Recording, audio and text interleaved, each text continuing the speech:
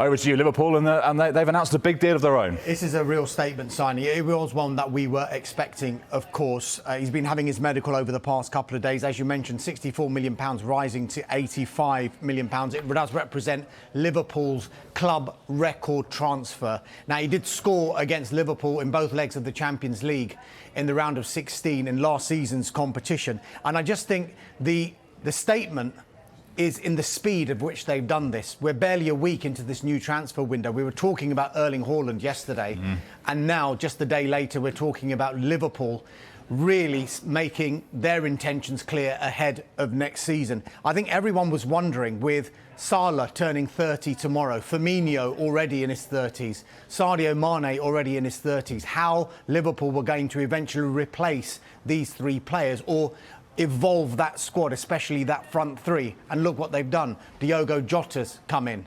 Luis Diaz came in January, and now Darwin Nunez coming in from Benfica. It looks like they've got a ready-made replacement front three already. How ominous is this for the rest of the Premier League, given we saw Haaland sign yesterday for Manchester City? Those two have already started to separate themselves from the rest.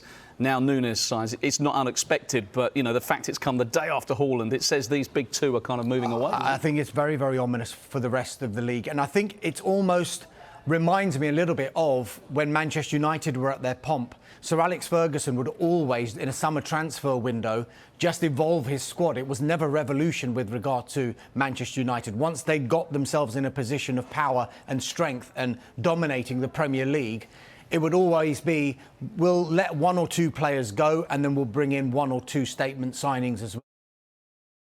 What Liverpool and Manchester City are doing now as well. So Liverpool, there will be a few departures.